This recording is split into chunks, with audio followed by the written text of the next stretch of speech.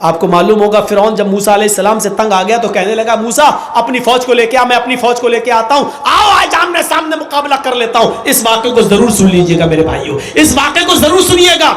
मूसा अलैहिस्सलाम ने कहा ठीक है, तुम अपनी दलीलें पेश करो, हम अपनी दलीलें पेश करें। मूसा अलैहिस्सलाम जब सामने आ गए, फिरौन भी अपनी फौज को लाया। फिरौन के साथ उसके जादूगर थे। सुनिए, फिरौन के साथ कौन था? जादूगर। और मूसा अलैहिस्सलाम के पास कौन थे? चंद मुसलमान जो उनके ऊपर ईमान लाए थे। फिरौन ने अपने जादूगरों से कहा, चलो अपना तिलस्म दिखाओ, अपना करतब दिखाओ, अपना नाटक दिखाओ, अपना ड्रामा दिखाओ। फिरौन के जादूगरों ने कहा, हम अपना जादू दिखाएंगे और ऐसा जादू दिखाएंगे जिससे मूसा डर जाएगा और मूसा की पूरी फौज डर के भाग जाएगी। फिरौन ने कहा कि आज मूसा को हारना चाहिए और मुझे जीतना चाहिए, तुम क्या दिखाओगे? तो फिरौन के जादूगरों ने, दो चीजें समझाऊंगा बस इस वाक़े से। फिरौन के जादूगरों ने कहा ठीक है, हम अपना जादू दिखाने वाले हैं जिससे मूसा और मूसा की पूरी फौज डर के भाग जाएगी, लेकिन हमारे लिए इनाम क्या होगा? कुरान देखिए क्या कहता है। जब फिरौन के जादूगरों ने फिरौन से कहा, हम अपना जादू दिखाएंगे जिससे मूसा और मूसा की कौम हार जाएगी, लेकिन ये तो बताओ, इन्ना लना लअजरन इन कुन्ना नहनुल गालिबीन, अगर हम जीत गए, हम गालिब आ गए, हम मूसा और मूसा की फौज को भगाने में कामयाब हो गए, तो हमारा इनाम क्या होगा? हमें आप क्या देंगे? इनाम क्या देंगे? मैंने कहा ना आप लोगों से, थोड़ा सा रुक जाइए, इस वाक़े को सुन लीजिए। इसमें ईमान की ऐसी लज्जत मिलेगी आपको कि देखिए ईमान कहते क्या है और ईमान के बाद ताकत क्या आ जाती है, इसको समझ लो मेरे भाइयों। तो फिरौन ने कहा, अच्छा इनाम चाहते हो? कहां? व इन्नकुम लमिनल मुकर्रबीन, अगर मूसा और मूसा के कौम के लोग भाग गए, तुम जीत गए, तो हम तुम्हें अपना मुकर्रब बना लेंगे, अपनी कैबिनेट में शामिल कर लेंगे, अपना मंत्री बना लेंगे, अपना वजीर बना लेंगे, तुम हमारे पास बैठोगे, हम तुमसे हुकूमत चलाने में मशवरे करेंगे, हम तुम्हें इनाम देंगे, तुम्हें अपना करीबी बना लेंगे। उन्होंने सोचा जब हम फिरौन के करीबी बन जाएंगे तब तो मजे ही मजे हैं। तो उन्होंने क्या किया? मूसा अलैहिस्सलाम और उनकी फौज के सामने अपनी रस्सियां डाल दी, जादू दिखाने लगे, रस्सियां फेंक दी और वो रस्सी सांप बन के रेंगने लगी, सांप बन गई, ऐसे चलने लगी। वो सांप नहीं थे, लेकिन देखने वालों को सांप दिखाई दे रहा था। सांप, मूसा अलैहिस्सलाम डरने लगे, ऐसे करने लगे हैं, तो फौरन वही आई, अल्लाह ताला ने कहा, ला तखफ या मूसा डरो नहीं, जिनको तुम सांप समझ रहे हो वो सांप है नहीं, वो रस्सियां ही हैं, ये तिलस्म है, ये जादू है। तुम इस जादू को खत्म करना चाहते हो, इनके सांपों को मजा चखाना चाहते हो, तो हमने जो तुम्हें डंडा दिया, जो लाठी तुम्हारे पास है, जो आसा, इसको जमीन पर मारो। अन अलक़ि आसाक, मूसा जमीन पर अपनी लाठी मारो। मूसा अलैहिस्सलाम ने अपना डंडा, अपनी लाठी जमीन पर मारी, और जैसी लाठी जमीन पर मारी वो क्या बन गया? अज़दहा बन गया। उसने मुंह खोला, और जैसी मुंह खोला, करके अंदर को सांस ली, बाहर को नहीं, अंदर को जो सांस ली, तो जितने सांप थे उड़ते हुए गए, उसके मुंह में घुस गए और सबको खा गया। जादूगर यहीं से समझ गए फिरौन के, हमने जो दिखाया वो नकली माल था, फिरौन ने जो दिखाया वो ओरिजिनल था, हमने जो दिखाया वो ढोंग था, मूसा ने जो दिखाया वो ओरिजिनल था, फेक नहीं, फैक्ट था, सच्चाई थी, ट्रू था, उसके अंदर सच्चाई थी। हमने जो दिखाया वो पोल खुल गई मेरी। मूसा ने जो दिखाया उसके अंदर, अगर हमने मूसा के मुकाबले में कुछ दिखाने की कोशिश की तो हम ही को मुंह की खानी पड़ेगी और हम ही जलील हो जाएंगे। इसका कोई तोड़ नहीं है, क्योंकि जादू का और हकीकत का कोई मुकाबला नहीं है।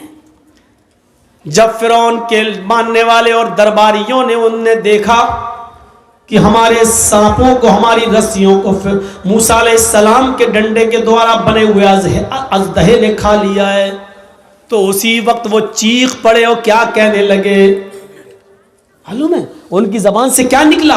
उनकी जबान से जो जुमले निकले वो जुमले ये थे, आमन्ना बिरब्बिल आलमीन रब्बि मूसा व हारून। हम अल्लाह रब्बुल आलमीन पर ईमान लाए, उस रब पर जो मूसा का रब है और जो हारून का रब है। समझ गए आप? अभी तक काफिर थे, लेकिन हकीकत देखने के बाद क्या हो गए?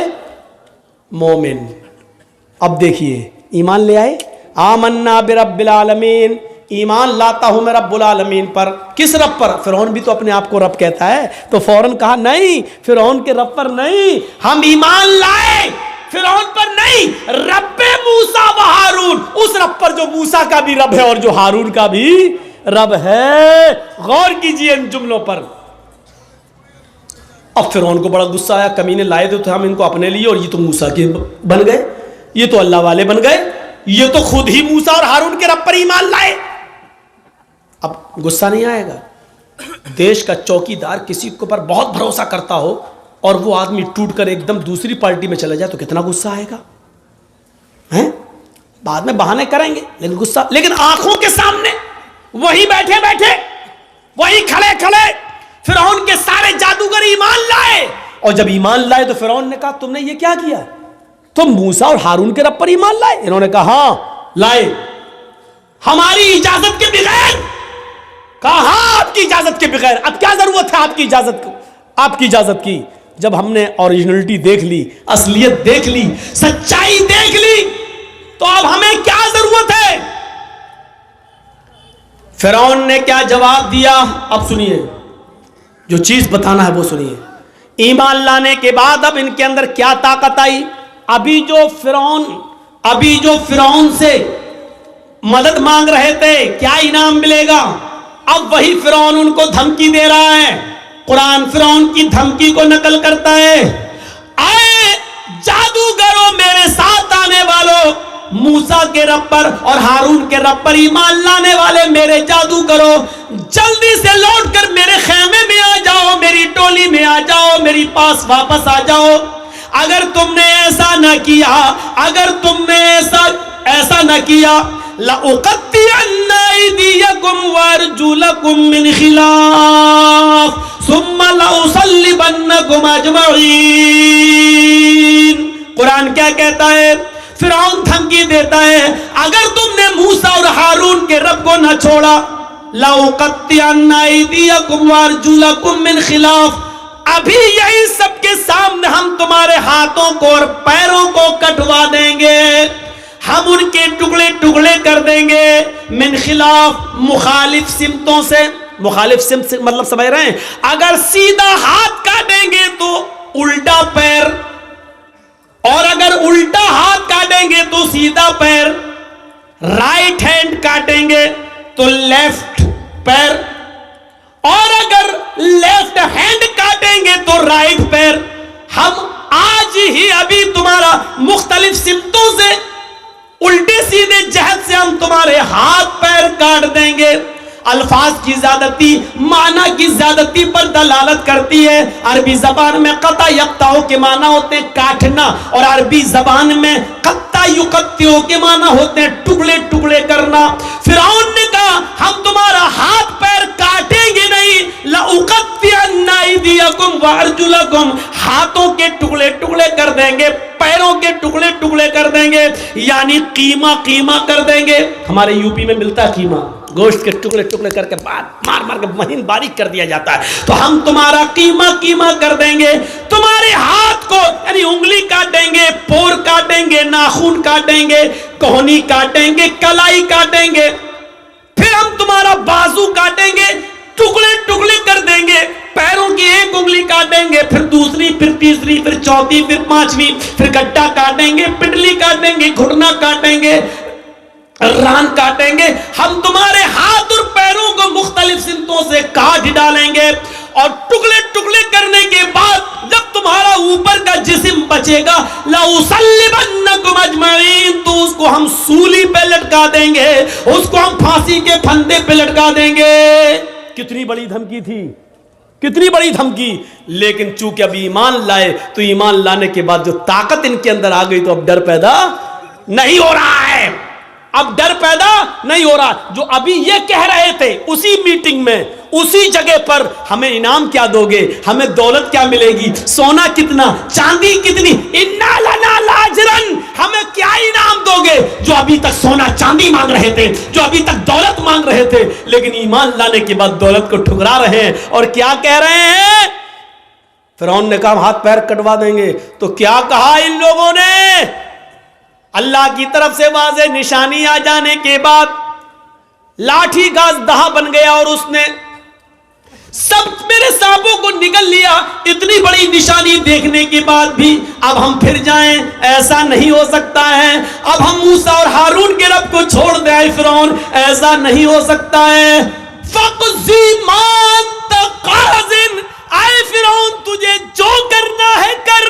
ईमान की ताकत देखिए, ईमान की ताकत देखिए। फक़ज़ी मा तक़ाज़िन, आए फिरौन तुझे जो करना है कर ले, जो करना कर। हाथ काट, पैर काट, उंगली काट, घुटना काट, कलाई काट, कोहनी काट, जो करना कर। सूली दे, फांसी पे लटका, जो करना कर। फक़ज़ी मान तक़ाज़िन, तुझे जो करना कर। इन्नमा तक़ज़ी हाज़िहिल हयात दुनिया, आए फिरौन तू सिर्फ मुझे इस दुनिया में सजा दे सकता है, इस दुनिया में मौत के घाट उतार सकता है, लेकिन आखिरत में तू मेरा मालिक नहीं है, आखिरत में तू मुझे सजा नहीं दे सकता है। इस पूरे वाक़े को बताने का मकसद सिर्फ ये है कि आपको ये बता दिया जाए कि ईमान लाने के बाद फिर न फिरौन और फिरौन के लश्कर की ताकत भी कुछ नहीं रखती है। आदमी ईमान की ताकत जब उसके अंदर आ जाती है तो फिर वो ये समझता है कि अल्लाह हमारे साथ है, सारी दुनिया हमारे खिलाफ हो या ना हो। ये ईमान की ताकत है। क्या हमारे और आपके पास ऐसा ईमान है? हम क्यों अपने आप को मोमिन समझ रहे हैं? कौन इतने वाकयात जो हमने और आपको सुनाए हैं, कौन सा वाकया? वो हजरत खौला थी, वो एक औरत थी। सुने, ये हमारी माँ बहनें शादी के बाद 2-4 साल बच्चा नहीं हुआ घबरा जाती हैं। मौलाना साहब देगा, मौलाना साहब बच्चा देंगे? नहीं, ताबीज दे दो, घोल घोल के पिलाओ। हमारे यहाँ यूपी में कुछ ज्यादा खुराफाते हैं, बंगाल में भी होंगी, हमें नहीं मालूम, हम तो खुराफाते थोड़ी देख रहे हैं। हमारे यहाँ सुनने को मिलता है, एक मौलवी ने मस्जिद के हुजरे में कहा कपड़े उतारो ऊपर के। क्या होगा? कहा हम यहाँ वो लिखा जाएगा, जाफरान घोल के यहाँ से लेके पूरे जिस्म पर लिख रहा है, पता नहीं क्या लिख रहा। और बेशरम औरत खोल देती है, लो लिखो, पीठ पे लिखवा रही है। जाफरान से कुरान की आयतें लिखकर पर्ची बनाकर कहा जाता है कि लो इसको तुम कब्र के नीचे शर्मगाह की तरफ बांध लेना, बच्चा आसानी से पैदा हो जाएगा। ये सब सूरतें हो रही हैं। मौलवी ना ताबीज दे सकता है ना पानी। मेरे भाइयों, अगर शरीयत की रोशनी से देखा जाए, शरई नुक्ते नजर से देखा जाए, तो अल्लाह की कसम पानी पढ़ कर दम करना, तेल वगैरह पे पढ़कर दम करना, इनका भी सबूत मिलता नहीं है। बहुत मौजरत के साथ मैं ये बात कह रहा हूँ आपको, सही हदीस की रोशनी में अगर आप तलाश करना चाहें, इख्तिलाफ है। बहुत से उलमा ने कहा नहीं पानी पढ़ के दिया जा सकता है, लेकिन सही बात यह है कि पानी पढ़कर दम करना भी जायज़ नहीं है। कोई सरीह और सही हदीस मौजूद नहीं है। इसके बरखिलाफ वो हदीस मिलती है कि अल्लाह के नबी ने फरमाया कि खाने और पीने की चीज़ों पर फूंक मत मारो। आपने देखा है जब आप खाना खाने बैठते हैं तो क्या पढ़ते हैं? बिस्मिल्लाह, और खाना शुरू कर देते हैं। अगर फूंक से बरकत होती तो हदीस में हुक्म ये होता कि बिस्मिल्लाह पढ़ के पहले खाने में दम करो और फिर खाओ। ऐसे प्लेट उठाओ, बिस्मिल्लाह, अब खाओ। क्यों? फूंक में बरकत है ना, तो फिर फूंको फिर खाओ ना। लेकिन नहीं, आपने कहा बिस्मिल्लाह और खाना शुरू करिए। आप खाने के लिए बिस्मिल्लाह नहीं कर रहे हैं, बल्कि शुरू जो कर रहे हैं उस काम के लिए आप बिस्मिल्लाह कह रहे हैं। क्योंकि आप जो भी काम शुरू करेंगे तो अल्लाह के नाम से, खाना नहीं, जो भी आप काम कर रहे हैं अल्लाह के नाम से शुरू कीजिए। ये है, लिखना शुरू कर रहे हैं बिस्मिल्लाह, अब आप लिखिए। खाना खाना शुरू कर रहे हैं तो बिस्मिल्लाह, अर्रहमानिर रहीम नहीं, बिस्मिल्लाह। जहाँ जितना सबूत है वहाँ उतना करना है हमें और आपको। अल्लाह ताला ने कहा है, अल्लाह के नबी ने फरमाया कि अल्लाह का नाम लो, तो अल्लाह का नाम बिस्मिल्लाह हो गया। अल्लाह के नबी ने यह नहीं कहा कि अल्लाह रहमान रहीम कहो, सिर्फ अल्लाह का नाम बिस्मिल्लाह, बिस्मिल्लाह कह लो, हो गया। और अगर हर बिस्मिल्लाह का मतलब बिस्मिल्लाह रहमान रहीम है तो फिर आप कुर्बानी करेंगे तो क्या कहेंगे? जानवर पर। बिस्मिल्लाहिर्रहमानिर्रहीम अल्लाहु अकबर क्यों नहीं कहते हो? वहां पूरी बिस्मिल्लाह क्यों नहीं पढ़ते हो? नहीं पढ़ते हो क्यों? वहां नहीं बताया। वहां क्या बताया? बिस्मिल्लाहि वल्लाहु अकबर। दुनिया जानती कि वहाँ रहमान रहीम पढ़ना अकल के ख़िलाफ़ है, क्योंकि वहाँ जानवर को ज़िबह किया जा रहा है। और वहाँ कोई कहेगा बिस्मिल्लाह रहमान रहीम तो आदमी कहेगा ये कहाँ रहम है? एक तरफ जानवर काट रहे हैं, दूसरी तरफ रहमान रहीम, बड़ा रहम करने वाला इंतहा रहमान है। तो मेरे भाइयों, इसलिए जितना हदीसों से साबित है उतना करो। ईमान का तकाजा यही है मेरे भाइयों।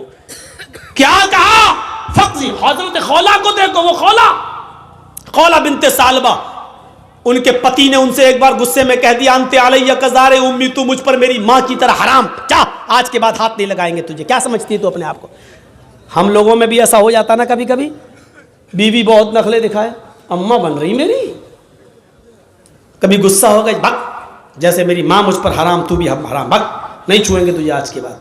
ये जुमले बहुत खतरनाक हैं, हम बोल देते हैं बड़ी आसानी से, लेकिन बहुत खतरनाक है।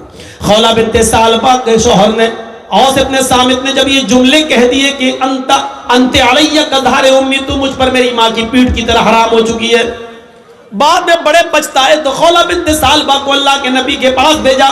ईमान देखिए, खौला बिनते सालबा का अल्लाह के नबी के पास जाती है और कहती है अल्लाह के रसूल मेरे लिए रास्ता निकालो।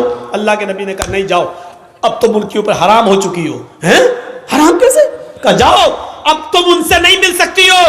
जैसे माँ की खिदमत की जाती है वो तुम्हारी वैसे खिदमत करेंगे। वो बहस करने लगी, जिद करने लगी। अल्लाह के नबी ने कहा उठो, तुम्हारे लिए मेरे पास कोई रास्ता नहीं है। उसको घर से वापस कर दिया। खौला बिनते सालबा नबी के घर से बाहर निकली, ना उम्मीद, निराश, मायूस, लेकिन दरवाजे से निकलती है। अल्लाह के रसूल के दरवाजे से लगा हुआ दरवाजा मस्जिद नबवी का है, मस्जिद नबवी का है। उसने मस्जिद नबवी की चौखट को देखा, चौखट को देखते ही चीख पड़ी, मोहम्मद तेरी चौखट बंद हो गई तो क्या हुआ, रब की चौखट तो खुली है। गौर करो ईमान की ताकत क्या है। ईमान किसे कहते हैं? वो नाउम्मीद नहीं हुई। आए मोहम्मद सल्लल्लाहु अलैहि वसल्लम, तेरे घर की चौखट बंद हो गई तो क्या हुआ, रब की चौखट तो खुली है। हदीस के अल्फाज है, वो औरत मस्जिद में दाखिल होती है। माँ बहनों सुनो, और चूड़ियां खरीदने वाली हो सुनो, और मार्केटों में लिपस्टिक और क्रीम और पॉन्ड्स खरीदने वाली हो सुनो, ये तुम्हारी जैसी एक औरत है खौला बिनते सालबा, नबी की चौखट से निकलती है तो मस्जिद में घुस जाती है, वुजू बनाती है, 2 रकात नमाज पढ़ती है, फिर अकेले अपने रब के सामने दोनों हाथ उठाकर ये दुआ करती है, इलाहुल आलमीन तेरे नबी की चौखट बंद हो गई तो क्या, तेरी तो खुली है। अल्लाह मेरे और मेरे शौहर के दरमियान कोई रास्ता निकाल, अल्लाह मेरे और मेरे पति के लिए कोई रास्ता बना दे। अल्लाह ने कहा जिब्रील क्या देख रहे हो, अगर मैंने अपनी बंदी के लिए रास्ता न निकाला तो कौन निकालेगा। जाओ और मेरे हबीब से, मेरे नबी के पास कुरान की आयतें लेकर और बता दो कि अल्लाह ने उस औरत के लिए और दुनिया के अंदर कयामत तक की तमाम औरतों के लिए रास्ता निकाल दिया है। जिब्राइल कुरान की आयतें लेके आए।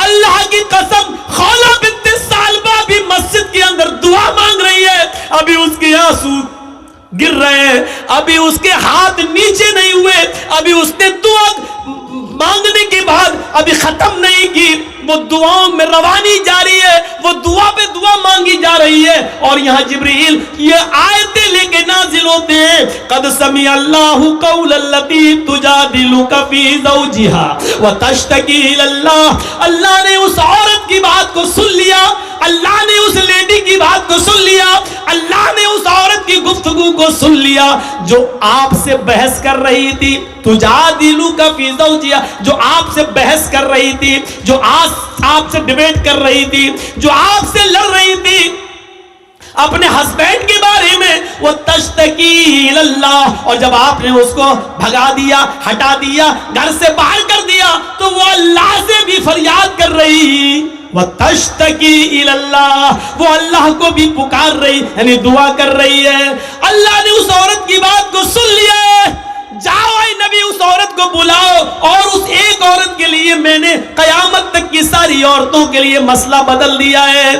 कहो जो लोग अपनी बीवियों को अपनी माँ की तरह कह लेते हैं, हराम कर लेते हैं, वो अपनी बीवी बना सकते हैं दोबारा, लेकिन दोबारा बीवी बनाने से पहले एक गुलाम आजाद करना पड़ेगा। एक गुलाम आजाद करने की ताकत ना हो तो 60 रोजे मुसलसल पैदर पे रखना पड़ेंगे, कंटिन्यू रेगुलर। और 60 रोजे भी रखने की ताकत ना हो तो 60 मिस्कीनों को खाना खिलाना पड़ेगा, 60 फकीरों को। ये 3 में से कोई एक काम करना होगा तरतीब से। अगर गुलाम आजाद करने की ताकत हो तो पहले गुलाम, ये ना हो तो 60 रोजे रखने की ताकत ना हो तो 60 मिस्कीनों को, फकीरों को खाना खिलाएं, और फिर वो तुम्हारी बीवी। ये सजा के तौर पर, लेकिन रास्ता तो निकाला। पहले तो रास्ता ही नहीं था, लेकिन बाद में रास्ता तो निकाल दिया, कम से कम सजा मुतय्यन करके। और सजा इसलिए मुतय्यन किया ताकि हर वक्त हर आदमी अपनी बीवी को अपनी अम्मा की तरह हराम ना करता रहे अपने ऊपर, इसलिए ये सजा मुतय्यन कर दी। तो मेरे भाइयों, खौला बिनते सालबा का ईमान देखो। नबी की चौखट से बाहर तो कहती है, नबी तेरी चौखट बंद हुई तो क्या, रब की चौखट तो खुली है। ये ईमान की ताकत होती है। यही खौला बिनते सालबा जब लाठी टेक कर चलने लगी, बहुत बूढ़ी हो गई, कमर सीधी नहीं होती थी, लाठी लेकर चलती थी। तो एक दिन हजरत उमर फारूक घोड़े पर जा रहे थे। खौला बिनते सालबा ने कहा, उमर घोड़े से नीचे उतर, मेरी बात सुन। हजरत उमर घोड़े से नीचे उतर गए और खौला बिनते सालबा के पास पहुंच गए पैदल, और नीचे झुककर कहते, माँ क्या कहती हो? सुनाया, कुछ बात बोले ही हजरत उमर फारूक वापस आए। लोगों ने कहा, अमीरुल मोमिनीन, एक मामूली औरत के लिए आप घोड़े से उतर गए? एक मामूली औरत के लिए आप घोड़े से उतर गए और उसके पास जाके झुककर उसके कान पे अपने कान लगा दिए उसके होठों से? आप कह सकते थे मेरे दरबार में एक मामूली औरत के लिए आप घोड़े से उतर गए? हजरत उमर फारूक रोते हुए कहते हैं, नहीं, इसको मामूली औरत मत कहो, ये मामूली औरत नहीं है। जब नबी का दरवाजा बंद हो गया तो इस औरत की गुफ्तगू को अर्श वाले ने अर्श पे सुना है। ये मामूली औरत नहीं है, जिसकी ज़बान से निकलने वाली दुआ को अल्लाह भी रिजेक्ट नहीं कर सका। अल्लाह ने इसकी दुआ अर्श पर कबूल की। उमर की क्या मजाल जो इसकी बात को सुनने के लिए घोड़े से ना उतरे, उमर की क्या हिम्मत जो इसकी बात को सुनने के लिए घोड़ा ना छोड़े। अरे जब अल्लाह ने इसकी बात को रिजेक्ट नहीं किया तो उमर इसकी बात को रिजेक्ट कैसे कर सकता है? जब 7वें आसमान के ऊपर अल्लाह ने इसकी बात को सुना तो उमर इसकी बात को कैसे मना कर सकता है, कैसे नहीं सुन सकता है? मेरे भाइयों, ये ईमान की ताकत थी, ईमान की ताकत। ये ईमान की ताकत हमें और आपको अपने अंदर पैदा करना है। वो औरतें ईमान क्या जाने जो अपने 5-6 साल के बच्चे की पैंट की चैन खोलकर नालियों में पेशाब कराती है, खड़े होकर, बेटा यहां कर ले। वो क्या जाने ईमान से क्या ताल्लुक है? वो औरतें ईमान का ताल्लुक क्या जाने जो अपने बेटे का आज 5 साल का 6 साल का हो गया है, अपनी सहेलियों को बुलाकर घर में केक काटती और कहती हैप्पी बर्थडे टू यू। यह ईसाइयों की मुशाबिहत है, यह गैर मुस्लिमों की मुशाबिहत है जो आज हम कर रहे हैं। मन तशब्बह बिकौमिन फहुवा मिन्हु। अपने बच्चों का जन्मदिन और बर्थडे मनाने वालों, कयामत के दिन ईसाइयों के साथ उठाए जाओगे, गैर मुस्लिमों के साथ उठाए जाओगे। मनाओ, कितने शौक से मनाते हो अपने औलाद का जन्मदिन, मनाओ। ईमान तो निकल चुका है, बुनियाद से हमने रिश्ता खत्म कर दिया है। हम क्या जाने ईमान किस चीज का नाम है। ये औरतें अपने बच्चों का जन्मदिन मनाती हैं, शर्म आनी चाहिए। 5 साल का हो गया, नहीं, तेरा बेटा 5 साल अपनी जिंदगी के कम कर चुका है, इसको सोच। 10 साल का हो गया, हाँ 10 साल का हो गया, लोग कह रहे अल्लाह इसकी उम्र लंबी करे। लंबी कहां करे, वो तो 10 साल कम कर चुका है। तेरी दुआ करने, लंबी दुआ करने से लंबी थोड़ी हो जाएगी, वो तो अब 11 साल का। ये खौवे लोग हैं, ठूसने आते हैं और दुआ देते लंबी उम्र हो। माफ कीजिएगा, नाजायज काम करके वहां दुआ दे रहे हो, वहां दुआ भी कबूल नहीं होगी। गलत काम करके दुआ कर रहे हो। 400 आदमियों की बारात गई, डीजे बजे, लड़के ने सेहरा बांध लिया हाथी की सूंड की तरह लटकाए, मेहंदी लगा ली हाथ में। पोंपूलाल पहुंच गए, बैठ गए स्टेज पर, वीडियो बन रही है।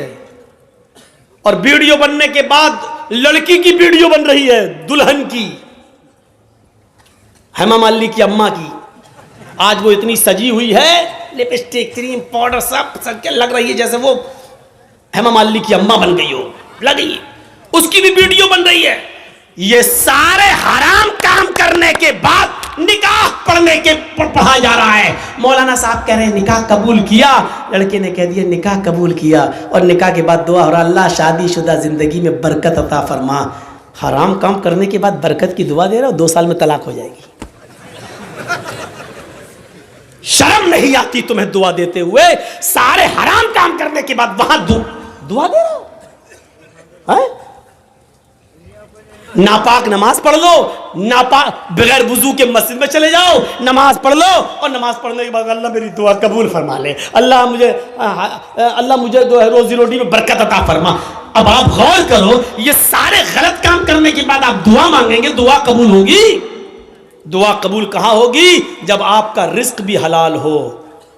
आपने 100 रुपए का पंजाबी खरीदा, 99 रुपए आपने रिक्शा चलाया, ई रिक्शा चलाया, टोटो चलाया, और कुर्ता मिल रहा है 100 रुपए का, पंजाबी मिल रहा है 100 रुपए का, 99 रुपए आपके मेहनत के, 1 रुपया आपको हराम का मिल गया। आपने 100 रुपए मिला के पंजाबी ले लिया,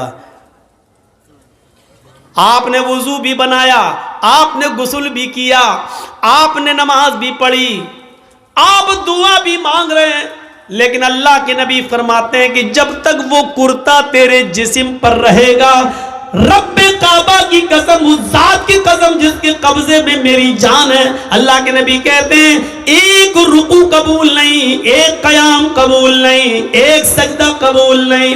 99 रुपए हलाल के, 1 रुपया हराम का, 99 रुपए कड़ी मेहनत के पसीना बहाकर कमाया, 1 रुपया हराम का मिला दिया है। जब तक वो कपड़ा तुम्हारे जिस्म पर रहेगा, नमाज कबूल नहीं होगी। अब नमाज के बाद कहो अल्लाह मुझे ये दे दे, मुझे ये दे दे, मुझे ये दे दे। ऊपर से आवाज आती है व मतामुहु हराम व मशरबुहु हराम व मलबसुहु हराम व गुज़िया बिल हराम। आए फरिश्तों, मेरा बंदा देखो क्या क्या चीजें मांग रहा है, मैं भी चाहता हूं कि दूं, लेकिन कैसे दूं? ये जो खाकर आया वो हराम का, जो पीकर आया वो हराम का, जो पहनकर आया वो हराम का, इसके जिस्म में जो खून दौड़ रहा है वो हराम का। फअन्ना युस्तजाबु लिज़ालिक। हम अपने बंदे की दुआ सुने तो कहां से सुने? 99 रुपीस हलाल के, मेहनत के, और उसके बाद 1 रुपया हराम का। जब ऐसा करने के बाद भी दुआ कबूल नहीं हो रही है, तो हमारी शादियों में डीजे और ये सब, और उबटने, हल्दी, मेहंदी सब करने के बाद, और वीडियो बनाने के बाद लड़का और लड़की को फिर कहो अल्लाह शादी में बरकत अता फरमाए, ये दुआ कबूल होगी? मजाक बना के रख लिया आपने दुआओं का, मजाक बना के रख लिया आपने इस्लाम की तालीमात का। जितना मुसलमानों ने, इस दौर के मुसलमानों ने इस्लाम का मजाक उड़ाया, अल्लाह की कसम गैर मुस्लिमों ने भी इतना इस्लाम का मजाक नहीं उड़ाया जितना मुसलमानों ने इस्लाम का मजाक उड़ाया। जब चाहे तब खड़े हो गए, अल्लाह ये कर दे, अल्लाह वो कर दे, अल्लाह वो कर दे। अरे पहले देख तो उसकी हैसियत क्या है, पहले देख तो। अल्लाह के नबी के पास जो आता था आप उसके लिए दुआ, हिदायत की दुआ कर देते थे। पहले कुछ नसीहतें करते थे, जाओ पहले ऐसे करो। हम कहां हैं? मजाक बना लिया। मौलाना साहब हाँ दुआओं में याद रखना। अरे एक दुआ हो, मौलवी जर्जिस तुझे दुआओं में याद रखे कि अपने बेटे की दुनिया दीन देखे, अपनी औलाद का देखे, अपने रिश्तेदारों का देखे। एक फैशन बना लिया दुआओं में याद रखना। मौलाना दुआ करना मेरे लिए, तू हराम पे हराम खाता जाए, मौलवी जर्जिस तेरे लिए दुआ करे। अरे तू खुद हलाल रोजी खाना शुरू कर। अल्लाह की कसम, अल्लाह खुद कहता है मेरे बंदे मुझ पर वैसा भरोसा कर जैसे करना चाहिए, हम तुझे वैसे रोजी देंगे जैसे चिड़ियां भूखे पेट घोंसलों से निकलती हैं और शाम को जब वापस आती है तो उनका पेट भरा हुआ होता है। समंदर में एक विहील मछली रहती है जो 40 टन गोश्त खाती है, 40 टन एक दिन में। अल्लाह कहता हम अब उस मछली को भूखा नहीं सोने देते। 2 रोटी खाने वाले तू क्यों परेशान है, हम तुझे भूखा नहीं सुनाएंगे। तू क्यों इस 2 रोटी के लिए किसी का हक मार रहा है, तू क्यों इस 2 रोटी के लिए किसी के ऊपर जुल्म कर रहा है, तू क्यों इस 2 रोटी को कमाने के लिए नाजायज माल हासिल कर रहा है। क्यों ऐसा कर रहा है तू? मेरे बंदे, मैंने तुझे पैदा किया है दुनिया में, तो मैं तेरा ख्याल रखूंगा। मैं तो वो हूं जो काले रंग की काली चींटी जब काले पहाड़ पे चलती है तो मैं उसको भी रिस्क देता हूं। समंदर की तारीकी में कोई मछली भूखी नहीं सोने देता हूं। तू क्यों परेशान है? तू मुझ पर भरोसा तो कर। ईमान नहीं हमारे पास। कहां चला गया हमारा ईमान? मैंने बताया ना, ईमान की सबसे बड़ी खूबी क्या है? उसके अंदर ताकत आ जाती है।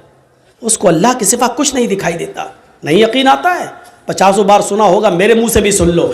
इब्राहिम अलैहिस्सलाम को अल्लाह ने एक बेटा दिया। पहला बेटा इस्माइल, हाजरा के पेट से। हुक्म होता है, आए इब्राहिम अपनी बीवी और बेटे को बियाबान जंगल में छोड़कर चले आओ। और सुनो, हम सोच, बेचारी चाचा बैठे हैं, उसको देखो, वो जा रहा उठ के। जाने दो, अभी ये लोग निकल जाए तो अभी अच्छा है। लगता है शुगर पेशेंट है शायद। सुनिए, अब लोग वो भी सोच रहे होंगे, जब ड्राइवर ही चला गया तो हमको जाने में क्या है। होता है कि जब जलसे का सदर जो होता है, प्रेसिडेंट, वो ड्राइवर होता है। जब वही पूरा जलसा चलाता है, जब ड्राइवर ही चला गया तो पैसेंजर तो अपने आप उतर जाएंगे। कहीं ढाबे पे जब बस रुकती है, ड्राइवर और कंडक्टर जब चाय पीने के लिए उतरते हैं तो पैसेंजर भी उतर जाते हैं। मेरे भैया, इस वक्त हम चला रहे हैं गाड़ी, हमारा ख्याल रखो ना, गाड़ी भिड़ जाएगी। तो इंसानी ज़रूरियात हैं, हो जाती हैं, लेकिन जो को ज़्यादा ज़रूरत लगती है वो पीछे बैठा करें। इब्राहिम अलैहिस्सलाम को हुक्म होता, जाओ और बियाबान जंगल में छोड़ दो। मेरी माँ बहनों सुनो, हम माँ बहनों कहते हैं, बहनों भाइयों नहीं। बहनों भाइयों वाले और दूसरे लोग हैं। थोड़ा सा तो फर्क होना चाहिए ना, डिफरेंट होना चाहिए, वरना लोग कहेंगे उनमें इनमें फ़र्क क्या रह गया है। बहुत फ़र्क है, ज़मीन व आसमान का फ़र्क है। इब्राहिम अलैहिस्सलाम को हुक्म होता और वो अपनी बीवी को मैदान मिना में छोड़ देते हैं। सोचिए तो सही, जिन लोगों ने हज किया है इस वक्त उनकी नजरें उस जगह पर होंगी, और जिन्होंने नहीं किया है वो जरा आओ, मैं तुम्हारे सामने ऐसा नक्शा खींचूं, तुम्हें भी लगे कि हाँ जरजीत साहब जो नक्शा खींच रहे, गोया कि मैं उसी मक्के में हूं। जिस जगह पर इब्राहिम अलैहिस्सलाम ने अपनी बीवी हाजरा को छोड़ा, उस वक्त उनके पास थोड़ा सा सत्तू था, 1 दिन का या 2 दिन का पानी था बस। ऐसी जगह पे छोड़ा जहां बड़े बड़े दरख्त थे, पेड़ थे, ट्रीज थी बहुत ज्यादा, लेकिन उन दरख्तों पर कोई चिड़िया नहीं बैठी थी, कोई परिंदा नहीं बैठा था। चिड़िया भी ऐसी जगह पर घोंसले बनाती है जहां आसपास उनको पानी मिल जाए, लेकिन वहां तो आसपास कहीं पानी ही नहीं। इसलिए चिड़ियों ने, कौओं ने, कबूतरों ने घोंसले भी नहीं बनाए। पानी नहीं था दूर दूर तक। ठंडा हो गया हो तो दो, नहीं तो अब तो आवाज सही हो गई, लेकिन थोड़ा पीते रहेंगे तो अच्छा। कल भी बहुत दूर प्रोग्राम है, अलीपुर द्वार, न्यू अलीपुर द्वार, काफी दूर है तो निकलना भी है। तो सुनिए मेरे भाइयों, लेकिन है बंगाली में। तो ऐसी जगह पर छोड़ा अपनी बीवी को। अब बीवी को क्या मालूम था?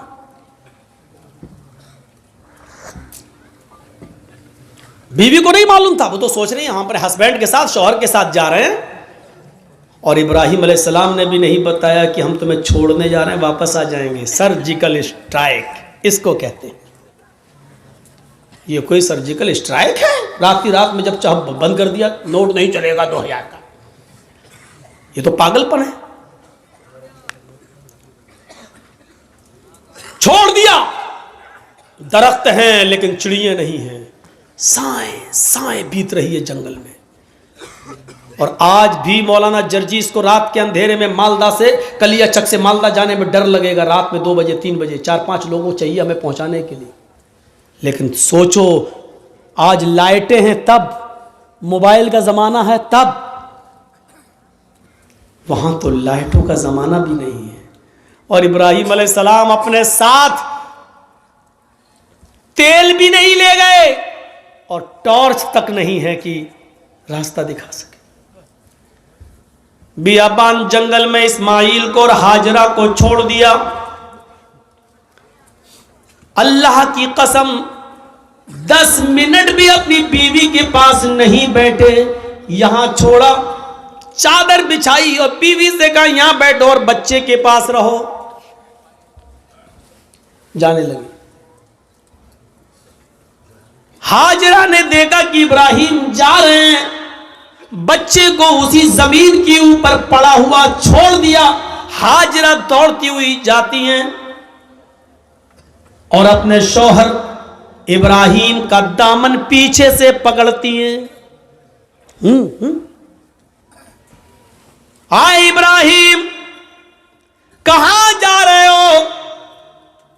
इब्राहिम अलैहिस्सलातु वस्सलाम ने हाथ पकड़कर झटक दिया। अपनी बीवी के सवाल का कोई जवाब नहीं दिया। आगे फिर बढ़ गए। बीवी ने फिर कहा मैं आप ही से कह रही हूं मेरे हस्बैंड, कहां जा रहे हो? कोई जवाब नहीं दिया। हमारी औरतें तो जवाब देने में बड़ी माहिर हैं।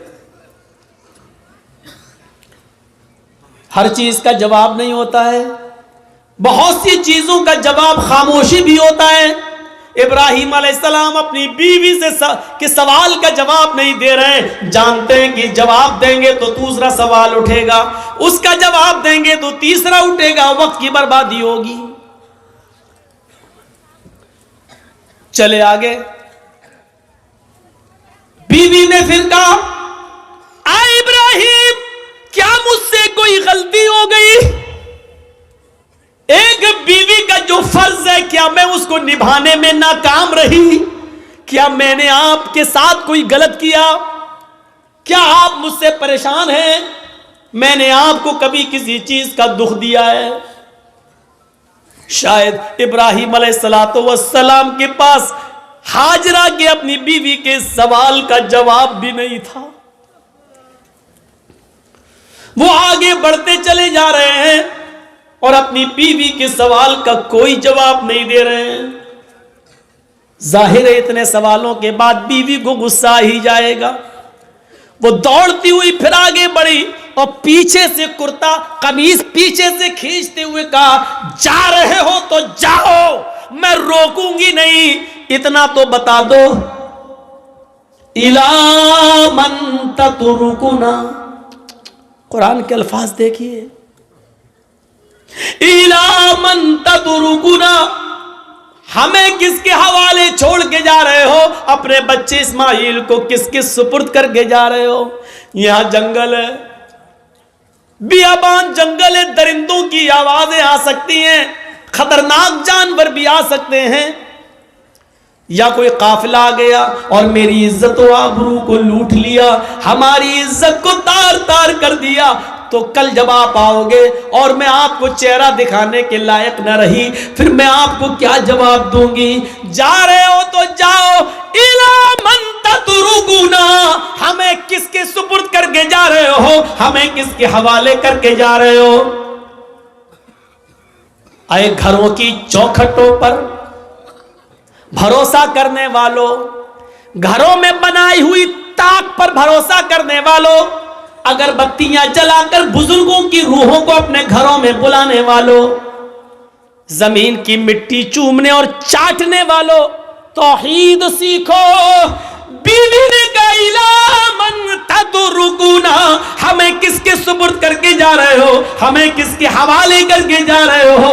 आवाज आती है। यहां इब्राहिम ने अपनी बीवी के सवाल का, इस क्वेश्चन का जवाब, इसका आंसर दिया और इसको जरूरी समझा। इब्राहिम ने पीछे मुड़ के नहीं देखा, लेकिन अपनी बीवी के सवाल का कि मुझे किसके सुपुर्द करके जा रहे हो, मुझे किसके हवाले करके जा रहे हो, इसका जवाब दिया उंगली से इशारा करके, इल्लल्लाह। आए मेरी बीवी, मैंने तुझे और तेरे बच्चे को, अपने बच्चे को इस्माइल को अल्लाह के सुपुर्द कर दिया है, अल्लाह के हवाले कर दिया है, अल्लाह के हुक्म से मैंने यहां छोड़ दिया है। अब अल्लाह जहां हुक्म देगा मैं जा रहा हूं। कब आओगी पता नहीं, एक दिन भी लग सकता है, एक हफ्ता भी लग सकता है, एक महीना भी लग सकता है, एक साल भी लग सकता है, 10 सालें भी लग सकती है, यह भी हो सकता है कि ना सकूं। कोई जवाब नहीं, किसके सुपुर्द, इसका जवाब दिया अल्लाह के। बस अब हाजरा मुस्कुरा देती है, जानती थी ईमान क्या है। देखिए, जो खौफ था कि शेर ना खा जाए, जो खौफ था इस जंगल में कोई आकर मेरी इज्जत व आबरू न लूट ले, जब हाजरा ने सुना, मेरे शौहर ने कहा अल्लाह के, ईमान देखिए, दामन छोड़ देती है, ताकत आ जाती है ईमान की हाजरा के अंदर, और क्या कहती है, अब आप जाइए, अब आप जाइए। इब्राहिम ने पीछे मुड़ के नहीं देखा, चले चले जा रहे, पीछे मुड़ के देखेंगे बच्चा अंगूठा चूस रहा है, पैर हिला रहा है, कहीं बच्चे की मोहब्बत मेरे दिल में जोश ना मार जाए, कहीं हम फिर अपने बच्चे के पास लौट के ना जाए, कहीं अल्लाह के हुक्म की नाफरमानी ना हो जाए। पीछे मुड़ के नहीं देख रहे, ईमान कुर्बानियां मांगता है। तुम डीजे की कुर्बानी नहीं दे सकते हो। नाम है इकरामुद्दीन, नाम है तजम्मुल, नाम है तुफैल अहमद, नाम है मोहम्मद जर्जीस, नाम है मोहम्मद फला, मोहम्मद फला। पूछो कुर्बानी क्या दी है? कुछ नहीं, ली और है दूसरों की, दी कुछ। अब जाओ, छोड़ दिया। जब इब्राहिम 10 कदम आगे बढ़ गए, तब बीवी ने कहा मेरी फिक्र मत करना, इस बच्चे की फिक्र मत करना, आ इब्राहिम अपने काम में मन लगाना, अल्लाह तुम्हें जिस काम के लिए भेज रहा है उस काम को दिलो जान से करना, मेरी फिक्र मत करना, मेरी तरफ दिमाग मत लगाना, इस बच्चे के बारे में मत सोचना। आए मेरे हस्बैंड, आपने मुझे अल्लाह के सुपुर्द कर दिया है, मैं आपसे वादा करती हूं, इज़न ला युज़ीउन अल्लाहु अबदा, अल्लाह अब हमको ज़ाये नहीं करेगा, अल्लाह अब हमको बर्बाद नहीं करेगा। क्या तवक्कुल था, क्या भरोसा था, क्या बिलीव था अल्लाह की ज़ात पर। अब आपको जहाँ जाना हो जाइए, अल्लाह अब हमको ज़ाये नहीं करेगा, अल्लाह हमको अब बर्बाद नहीं करेगा, अल्लाह हमको अब रुसवा नहीं होने देगा। अब आप अपना काम मन लगा के करना, अल्लाह का काम मन लगा के करना, उसमें कोताही मत होने देना। यहां संभाल लेंगे, हम देख लेंगे। एक बीवी ने अपने शौहर की ऐसे हिम्मत बनाई और उनके काम में ताउन किया और रुकावट नहीं बनी, दीन के लिए जाने दिया।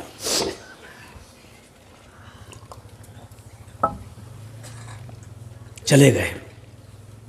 अब जो चीज़ बताना चाहता हूँ वो देखिए, इस ईमान की ताकत का नतीजा क्या निकला। सत्तू ख़त्म हो गए, पानी ख़त्म हो गया।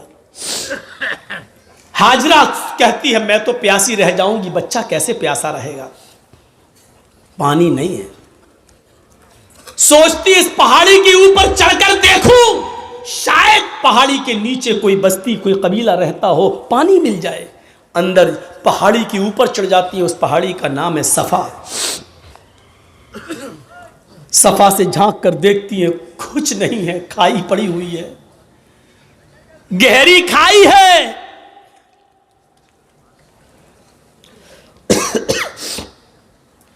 मरवा की तरफ जा रही है, पहाड़ी से उतरती है, चलती है, कहीं तेज चलती है, कहीं आहिस्ता चलती है, कहीं सीना तान कर ऐसे चलती है, कहीं फिर आहिस्ता चलती है।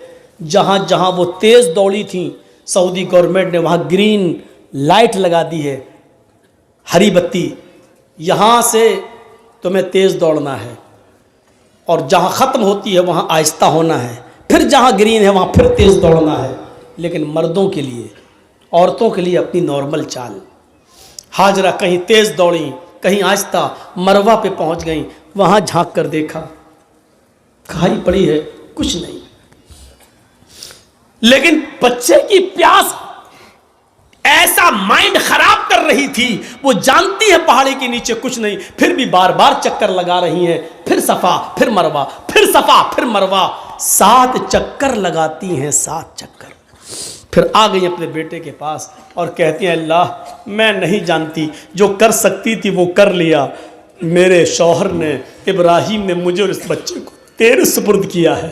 अय अल्लाह, अगर आज मैं हलाक हो गई, ये बच्चा हलाक हो गया, तो दुनिया को तेरे ऊपर से भरोसा उठ जाएगा, तेरी जात से भरोसा उठ जाएगा। अय अल्लाह, मेरा हस्बैंड, मेरा शौहर मुझे और इस बच्चे को तेरे सुपुर्द करके गया है। अल्लाह वालों के इम्तहान होते हैं, यहाँ अल्लाह वालों से लोग मांगने चले जाते हैं। तसव्वुर करो आप, अल्लाह वाले ईमान की भट्टी में तप रहे हैं, यहां हम ईमान की भट्टी में तपना जानते ही नहीं है, उन तपे हुए लोगों के पास मदद के लिए पहुंच जाते हैं। ईमान वालों की जिंदगी हमें यह बताती है कि हमें उनके नक्शे कदम पर चलना है। हम उनके नक्शे कदम पर चलने के बजाय उन्हीं को सब कुछ समझ लेते हैं। मेरे प्यारे साथियों, यहीं से गलत फहमियां पैदा होती हैं, यहीं से गलत फहमियां पैदा होती हैं, यहीं से डाउट्स उठते हैं। आइए चलिए और देखिए मंजर, मेरे शौहर ने मुझे तेरे सुपुर्द और इस बच्चे को तेरे सुपुर्द किया है। अल्लाह, मेरा बेटा प्यासा है, इसके लिए पानी का इंतजाम कर। अभी उसने इतना कहा ही था, मर्द तो मर्द छोड़ो मेरे भाइयों, अल्लाह ने औरतों की फरियाद भी सुनी है। अगर किसी औरत के अंदर ईमान की ताकत आ जाए तो अल्लाह उसकी फरियाद भी सुनता है। ईमान औरत के अंदर हाजरा की दुआ रंग लाई। अल्लाह ने कहा, जिब्रील क्या देख रहे हो, मेरी बंदी की अगर मैं मदद नहीं करूं, इस्माइल को अगर आज मैं पानी ना पिलाऊं, तो मेरे अलावा कौन है जो मेरी बंदी की फरियाद सुनेगा। जाओ, आए जिब्रील, जमीन पर जाओ, जहां मेरा बंदा इस्माइल अपनी एड़ियां रगड़ रहा है, जहां उसके पैरों की एड़ियां जमीन पर रगड़ खा रही हैं, उसी जगह पर तुम अपना पर मारो और मेरी कुदरत का करिश्मा देखो। जिब्रील ने उसी जगह पर मारा और पानी का चश्मा जारी हो गया, चश्मा फूट गया पानी का। हाजरा ने पानी देखा, पानी बह रहा है, हाजरा उसको अपने दामन में समेटने लगी।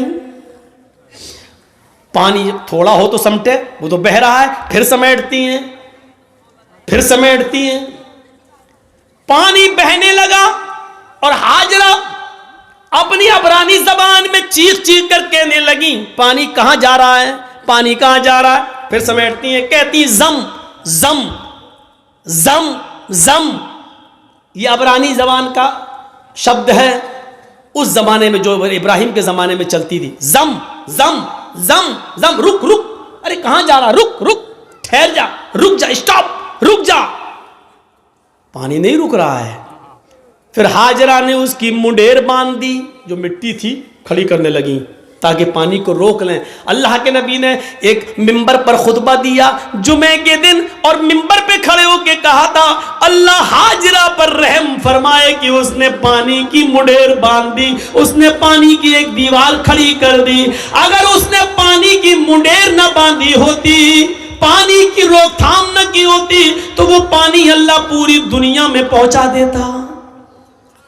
अगर वो पानी पूरी दुनिया में पहुंच जाता तो उसकी कदर कम हो जाती। जो पानी आज गंगा का देख लो बह रहा है ना, लोग उसमें लेटरिन भी कर रहे हैं, पेशाब भी कर रहे हैं, और आज गंगा चुनाव का मुद्दा बन चुकी है। जो भी आता वो क्या कहता है, हम गंगा साफ कराएंगे। इसका मतलब गंगा गंदी है। और जो चीज़ बहुत ज़्यादा मिक़दार में हो जाए तो उसकी फिर कद्र नहीं होती। आज जमजम की कद्र इसलिए है कि वो हमें और आपको आसानी से नहीं मिलता। जो चीज़ बहुत आम हो जाए फिर उसकी कद्र कम हो जाती है, इसलिए हज़रत हाजरा ने उसकी मुंडेर बांध दी।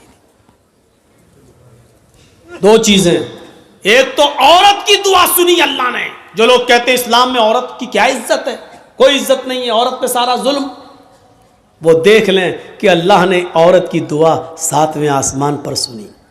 और दूसरा ये पहलू कि हाजरा जहां दौड़ी, जितने चक्कर लगाए हाजरा ने, अल्लाह ताला ने उतने ही चक्कर हर हाजी और हर मुअतमिर पर, उम्रा करने वाले पर भी नाफिज कर दिए। और इतना ही नहीं, हाजरा जहां दौड़ी तेज, वहां तुम्हें भी तेज दौड़ना है, जहां आहिस्ता दौड़ी वहां तुम्हें भी आहिस्ता दौड़ना है। इससे बड़ी एक औरत की इज्जत क्या हो सकती है इस्लाम के अंदर, जो है कि जहां हाजरा तेज दौड़ी और जहां हाजरा आहिस्ता दौड़ी, कयामत तक पैदा होने वाले हर मुसलमान पर यह फर्ज कर दिया कि जब तक मेरी बंदी की सुन्नत को तुम जिंदा नहीं करोगे, हम तुम्हारा हज कबूल नहीं करेंगे। एक औरत के पैरों के रखने की जगह को, एक औरत के नक्शे पा को, एक औरत के पैरों के निशान को, एक औरत के पैरों के कदमों को, जहां जहां से वो गुजरी, अल्लाह ने उसको अपनी इबादत का एक पार्ट, अल्लाह ने उसको अपनी इबादत का एक हिस्सा बना दिया। इससे बड़ा एक औरत का मकाम क्या हो सकता है? वो लोग हमें जवाब दें जो कहते हैं कि औरतों पर इस्लाम ने जुल्म किया है। एक मर्द को 4 औरतें रखने की इजाजत है, लेकिन एक औरत को 4 मर्द रखने की इजाजत क्यों नहीं है? वो हमें बताएं कि आपके यहां मर्द की लंबी उम्र के लिए औरतों को करवा चौथ की परमिशन है, उनके ऊपर फर्ज है। क्या सिर्फ मर्द की ही लंबी उम्र होती है? क्या औरत की लंबी उम्र के लिए मर्द करवा चौथ का रोजा क्यों नहीं रख सकता है? आपके यहां सिर्फ औरत ही मर्द की लंबी उम्र की दुआ कर सकती है, करवा चौथ का व्रत रखकर, लेकिन मर्द औरत की लंबी उम्र की दुआ नहीं कर सकता है। क्या मतलब हुआ? मर्द जिए 200 साल, औरत मर जाए 25 साल में। सवाल हमारे पास भी हैं, लेकिन नहीं कह सकते हैं।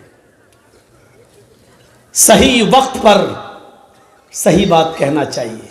कभी कभी सही बात सही वक्त पर नहीं कही जाती है। आप कहिए डरते हो, डरते नहीं हो, इसी का नाम मसलहत है। वरना आज ये ज़माना है मेरे भाइयों कि आप सही भी बोलेंगे तो अंदर आप जाएंगे। मौलाना कलीमुद्दीन की जो गिरफ्तारी हुई है, क्या गुनाह था उनका? मुझे बताइए, क्या इस दुनिया के अंदर या इस मुल्क के अंदर क्या इस्लाम की दावत देना जुर्म है? क्या धर्म का प्रचार करना जुर्म है क्या? और क्या इस मुल्क के कानून में यह नहीं है कि कोई भी आदमी कोई भी मजहब कोई भी धर्म कबूल कर सकता है? जब हर आदमी को अपने मन के मुताबिक मजहब को कबूल करने की इजाजत है, तो आपने मौलाना कलीमुद्दीन को अरेस्ट क्यों किया?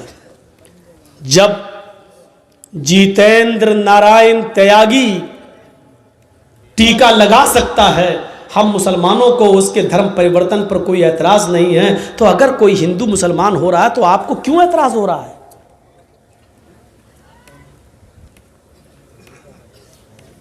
नहीं होना चाहिए। लेकिन मामला यह है कि वो जो भी बोलेगा उसका कुछ नहीं होगा। हम एक शब्द भी बोलेंगे तो हम आह भी करते हैं तो हो जाते हैं बदनाम, और तुम कत्ल भी करते हो तो चर्चा नहीं होता। कहते हैं कि एक घाट पर शेर और बकरी दोनों पानी पी रहे थे। शेर की तरफ से बहता हुआ पानी बकरी की तरफ आ रहा था। बकरी भी पानी पी रही थी। तो शेर ने बकरी से पूछा, तूने मेरा पानी झूठा क्यों किया? देख रहे हैं सवाल? पानी शेर की तरफ से बहता हुआ आ रहा है, तो पानी जहां शेर मुंह लगा रहा है वहां से बहता हुआ पानी आएगा तो बकरी पिएगी। तो झूठा शेर कर रहा है कि बकरी कर रही है? शेर कर रहा है। इस शेर को अगर आप समझ जाएं तो मेरी पूरी तकरीर समझ जाएंगे। माजरत के साथ मैं नाम नहीं लूंगा।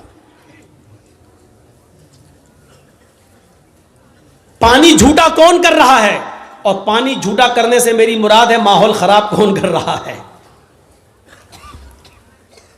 शेर की तरफ से झूठा पानी आ रहा और उल्टा शेर ही कह रहा है मेरा पानी झूठा क्यों किया तूने। बकरी बोली राजा हमारी क्या मजाल कि मैं आपका पानी झूठा करूं, पानी तो आपकी तरफ से बहता हुआ आ रहा था, मैं तो आपका झूठा पानी पी रही हूं। बकरी ने जवाब सही दिया। शेर ने कहा अच्छा मुंह भी चलाती है मुझसे, जबान भी लड़ा रही है मुझसे। आया और मारा एक पंजा, वो गई खोपड़ी बकरी की और चीर के फाड़ के खा गया उसको। बिल्कुल यही हाल है इस वक्त इस शेर का और हम बकरियों का। मेरे भाइयों, शेर और बकरी को समझने की कोशिश करो, बहुत कुछ समझ जाओगे।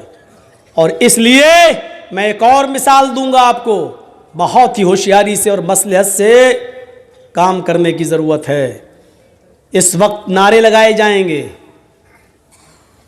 हमें भड़काया जाएगा, मुश्तइल किया जाएगा। जैसे दिल्ली में नारे लगे थे देश के गद्दारों को गोली मारो, आगे का जुमला आपको, ये नारे लगाने वालों का कुछ नहीं होगा, क्योंकि ये नारे लगते ही हैं उस पावर के नशे में जो उनको मालूम है। फिर नारे लगाए जाएंगे। और हम आपके यहां ये तकरीर इसलिए कर रहे हैं क्योंकि इशारे इशारों में ये बात मेरी दूसरी जगह पहुंच जाएगी जहां माहौल है। मुश्तइल किया जाएगा और फिर हमारे ही लोगों में से किसी को उस नारों का जवाब देने के लिए पैदा किया जाएगा, ताकि एक तरफ ये रहे और दूसरी तरफ वो रहे, और इसका पूरा फायदा बहुसंख्यक लोगों को, ज्यादा तादाद में रहने वालों को मिल जाए। ये पूरी प्लानिंग हो चुकी है, पूरा गेम फिट है। इस वक्त अक्लमंद इंसान वो है जो खामोशी के साथ चुपके से निकल जाए और भड़काऊ और जहरीले नारों का जवाब वैसे न दे। वो हमारे मोहल्ले में आएंगे, कहेंगे जय श्री राम। अक्लमंदी यह है कि मुस्कुरा कर हम निकल जाएं और उसके जवाब में यह ना कहें अल्लाहु अकबर।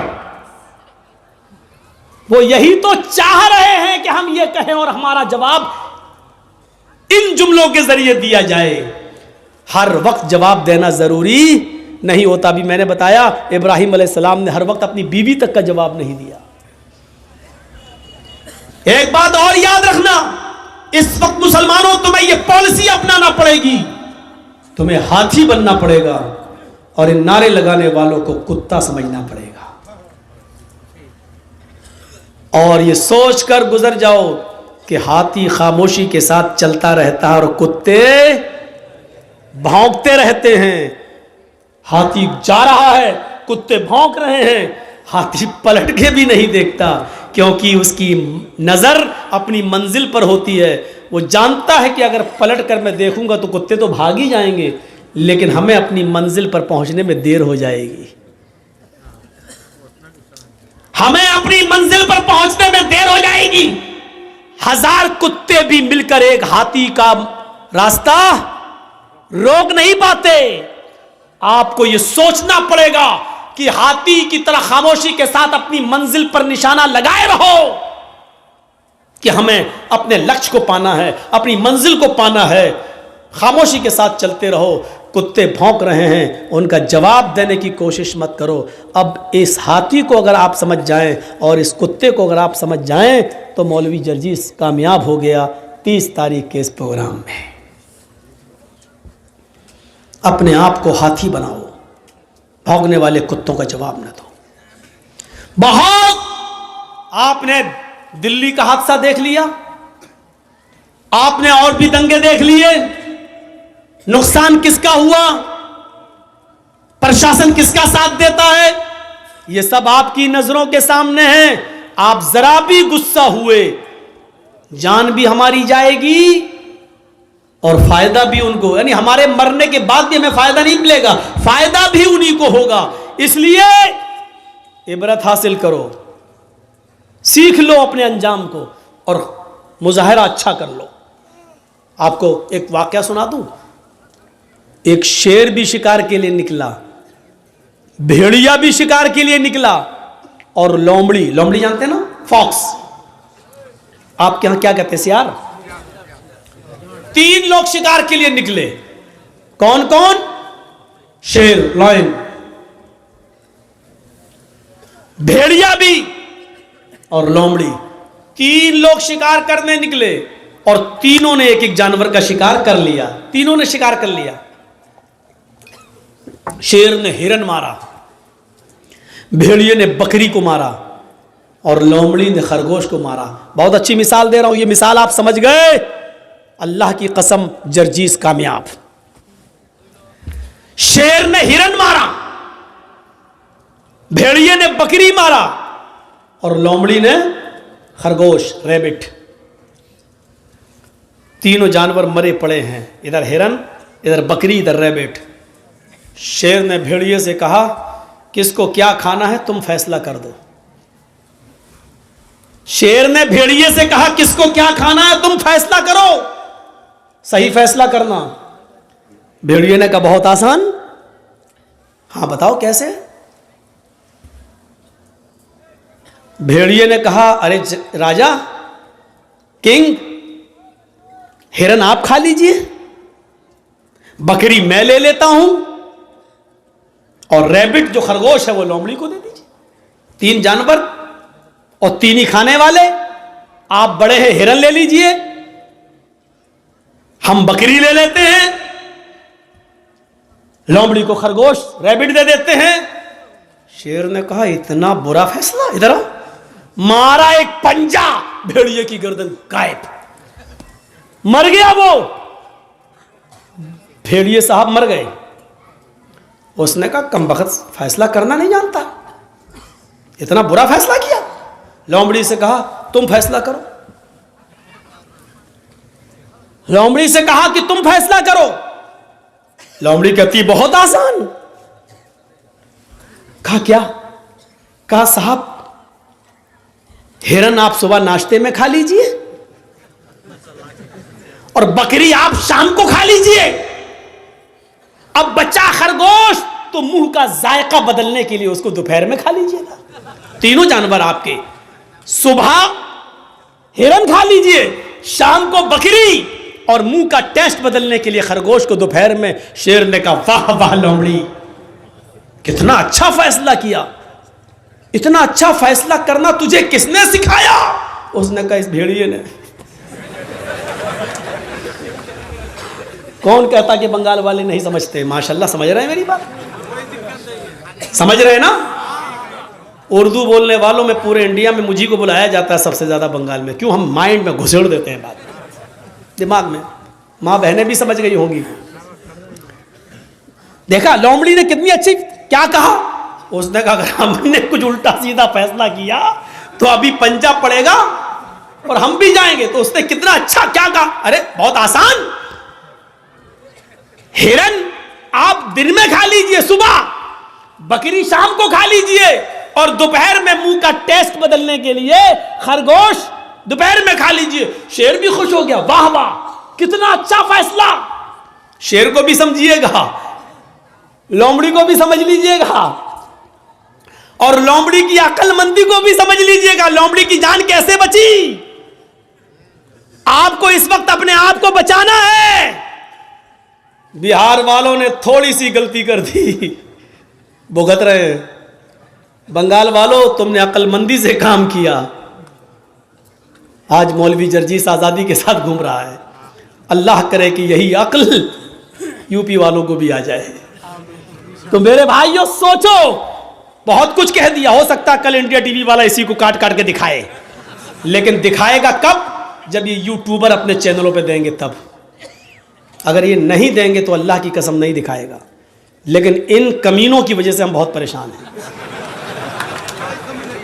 सच बताता हूं कि मुझे सबसे ज्यादा मेरे ऊपर केस और मुकदमे इन चैनल वालों की वजह से, इनकी वजह से चले। अब इसको काटेंगे। शेर, मौलाना ने जालिम शेर कहा किसको? अब उसका नाम तक डाल देंगे उसमें। यह समझने की जरूरत है, लोमड़ी की मसलहत की तरह तुम भी समझो मसलहत किस में है, क्या देना है क्या नहीं देना है। अपना चैनल मत चलाओ वरना हराम रोजी खाओगे तुम। वो मालूम है, वो तो हम पढ़ते हैं, लिस्ट बन रही है हमारी, कौन कौन क्या क्या दे रहा है, कौन कौन दे रहा है। एक दिन सब तकरीरें निकलवा देंगे, सब कहां से निकलती हैं कैसे निकलती हैं वो पूरा हमको भी लोमड़ी से बहुत कुछ सीखने को मिल गया है। हमने भी बहुत कुछ सीख लिया है। जब तक कंट्रोल कर रहे हैं, जब कंट्रोल से बाहर हो जाएगा, सब्र का भी एक पैमाना होता है, हमारे सब्र का ज़्यादा फायदा ना उठाएं आप लोग। तो मेरे भाइयों सुनिए, फैसला भी कर दिया और क्या कहा, सुबह ये शाम को ये और खरगोश बीच में। वाह वाह वाह वाह, कितना अच्छा फैसला किया। फिर शेर क्या कहता है, लोमड़ी तुझे इतना अच्छा फैसला करता किसने सिखाया? उसने कहा भेड़िए ने। यानी भेड़िए ने ये फैसला न किया होता तो मुझे ये इबरत नहीं मिलती। तो आप एक देख रहे हैं ना, उसने पहले तो भेड़िए से कहा फैसला कर, तो भेड़िए ने हालांकि सही फैसला करा था। हिरन आपने मारा, हिरन आप खा लीजिए, बकरी मैंने मारी, मैं खा लेता हूं। लोमड़ी ने खरगोश मारा, लोमड़ी खरगोश खा लेगी। लेकिन सही फैसला भी बादशाह को कबूल नहीं हुआ, हजम नहीं हुआ, मारा पंजा, कितना खराब फैसला। तो आप चाहे कितने अच्छे रहिए, चाहे कितना देशभक्त बने रहिए, इस भारत के लिए अपनी जान की कुर्बानी दे दीजिए, अगर सरहद पर कोई मुसलमान मारा जाएगा तो यही कहा जाएगा कि देखो देश का गद्दार तो नहीं था। बादशाह यही कहेगा हमें देखना पड़ेगा क्या है, वरना इस दौर के अंदर नचनियों को और कमर मटकाने वालियों को पद्मश्री अवार्ड मिल जाता है। जिन्होंने इतिहास की ई न पढ़ी हो उनको मिल जाता है, और जिन्होंने कोरोना काल के अंदर गरीबों के घर अनाज पहुंचाया, गल्ला पहुंचाया, सिलेंडर पहुंचाया, आज उनको कुछ नहीं मिलता। क्योंकि इस दौर में जीना है तो चापलूसी करना सीखो। तो मेरे भाइयों, लोमड़ी की तरह अक्लमंद बनो। आप हालात देख रहे हो, उस हालात से जायजा लो और फिर अपने आप को बचाना है तो लोमड़ी की तरह फैसला करो। ठीक है, लगा लो नारे, आएगा कभी दौर हमारा भी, और कहो इंशाअल्लाह। इंशाअल्लाह ये हमेशा नहीं रहता है। और राहत इंदौरी ने कहा था ना, आज तुम साहिबे मसनद हो, कल नहीं रहोगे। जो आज साहिबे मसनद हैं वो कल नहीं होंगे। किराएदार है जाती मकान थोड़ी, किराएदार हैं जाती मकान थोड़ी है।